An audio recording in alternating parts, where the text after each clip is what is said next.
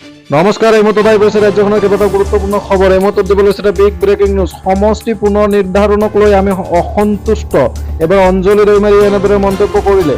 পৰৱৰ্তী খবৰটো হৈছে প্ৰধানমন্ত্ৰীয়ে মুছলমানৰ মন কি বাত শুনক।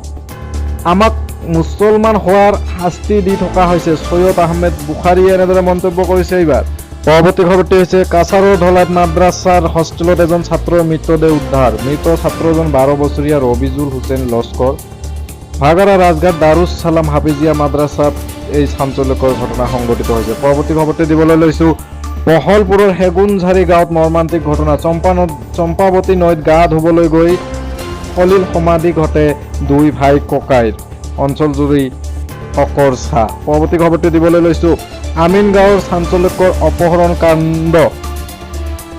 অপহৰণকাৰীৰ কবলৰ পৰা কৌশলেৰে পলায়ন। কিশোৰীৰ গাড়ীৰ ভিতৰত মাৰপিট কৰা হৈছিল। কিশোৰীজনক কেৱল ইমানেই নহয়, চিঞৰ বাখৰ কৰিলে হত্যাৰ ভাবুকি দিয়া হৈছিল। চোকা অস্ত্ৰ